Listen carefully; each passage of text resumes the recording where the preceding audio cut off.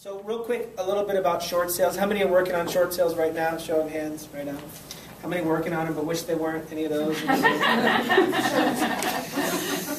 Some of the stuff you've heard, but I'm going to just rattle through it real quick. There's 6.2 million mortgages in default today when you woke up, one of the largest numbers in history. So before you tell yourself that there's no opportunity, think again. It's really all about your perception of the opportunity. There's more people in trouble today. The difference is that there are different responses people have. You have to know how to talk about loan modifications, short sale programs, how to get people off the fence. The banks are getting smart. They're learning how to get people off the fence, right? There's two things that are working today, right? One is giving people the opportunity to relinquish the bank's right to pursue the deficiency. That's getting people off the fence. But also cash, right? Money. Bank of America has a program where they're offering up to $30,000 to homeowners to short sale. Chase reportedly is offering up to $45,000 for homeowners to short sale.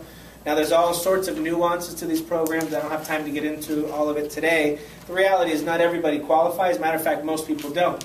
But it is a great, for lack of a better term, carrot or marketing piece to get people to talk to you about short sales. And your goal as a realtor is to really know what's happening and be able to talk about these things in an informed and educated way. So let's talk about the market real quick, and then I'll talk about these bank programs.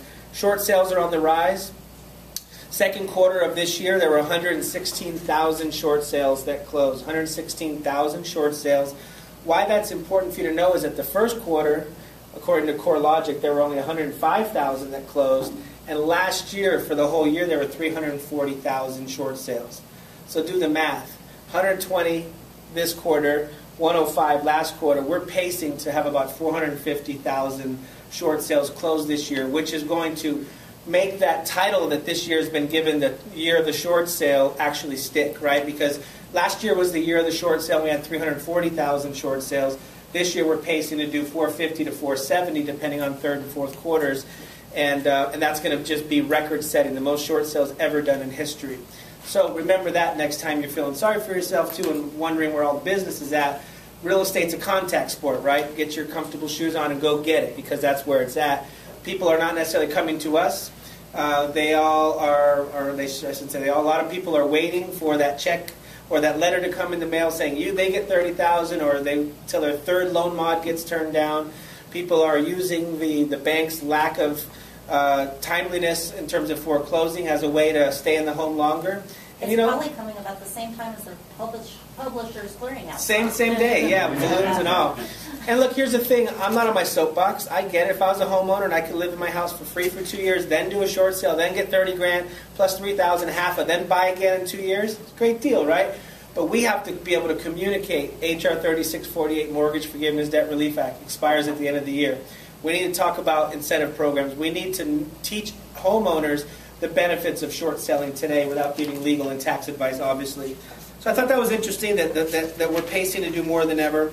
HAFA, how many of you guys have ever closed a HAFA short sale? HAFA, as you know, has picked up steam over the last 2 years. It launched in 2010. There's been 6 supplemental directives that have changed HAFA quite a bit. The most recent one was Supplemental Directive 12-02, which actually went into effect June 1st. So as of June 1st of this year, all the changes I'm going to give you right now are in effect. You should know this, but if you didn't, HAMP was set to sunset or expire, the Home Affordable Modification Program, at the end of the year. They gave it a 1-year extension, which is kind of exciting, but it's more exciting from a realtor perspective because HAMP is the umbrella. It's the mother program, if you will, and HAFA plugs into HAMP. So when HAMP was extended for a year, that means that HAFA was automatically extended for a year. So HAFA is going to be going, as of now, tentatively through the end of 2013. As of June 1st, as per Supplemental Directive 12-02, here's some of the new changes to HAFA. And a lot of you, I know your faces and you're discerning types, you already know this, but it's good for those of you that don't, because we have a fiduciary responsibility to act in our client's best interest. And if you don't know what the banks are doing, can you really say you're acting in your client's best interest? Number 1, no more occupancy requirements for HAFA as of June 1st. When HAFA first launched, it had to be your primary residence, right? Then they said, well, you can have moved, but it had to be at least 100 miles away and at least 120 days ago. Well, that became a burden for the servicer because that was another vendor another vendor relationship that the bank had to pay for, so they didn't love that. So then they changed it. The first change to the occupancy status was that you can have moved out of it, but it had to have been your primary residence at least 12 months ago.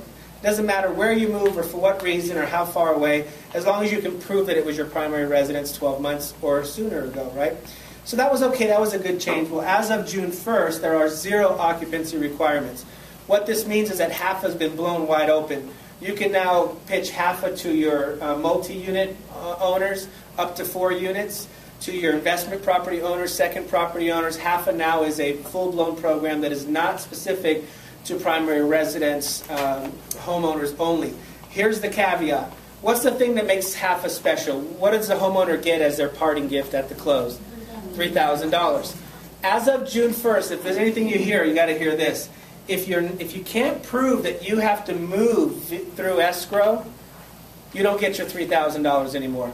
From day one, it was always called a relocation incentive, but very few people actually use it to relocate. They moved a few months ago, or they already had the money, or they moved before escrow opened. This is important because when you're communicating with your clients, and they'll always ask you this question, should I move now? Should I start looking? What have you? You need to let them know. If you move too early in the process, great, because I tell my clients, if a great rental comes up, jump on it, because your family's more important than $3,000, in my opinion, right? Quality of life. But just know that you might be jeopardizing that $3,000 relocation incentive. Soapbox moment, real quick.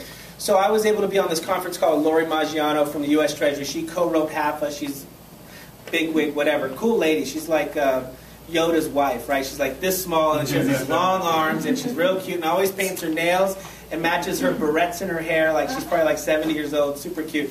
But she's like a no-nonsense person, and so I'm always that smart aleck in the room asking the tough questions, and I go, I get it. If you don't have to move, you don't get the money.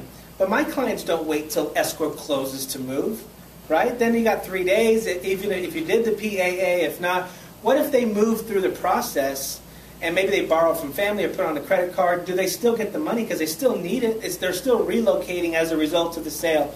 And she says that's going to be on a deal-by-deal situation, that the language in the directive is very generic, right? It's ambiguous, and so you're going to have to negotiate those deals. So FYI, put on your negotiating hat to get your clients money if they move prior to the close, and I think you'll get it most of the time as long as you can make a case that they really did move and they need the money. Another quick thing is that if it's tenant-occupied and the tenant has to vacate as a condition of the sale, now that $3,000 can use as a relocation incentive for a tenant, which is kind of a cool new thing. Now, granted, every state has their different, their different rental laws and Section 8 and all that kind of stuff. But just in a traditional scenario, if you own a property, let's say it's 1 unit, and there's a nice tenant family there that's a tenant, and they're doing month-to-month or whatever, you could give them that $3,000 to relocate.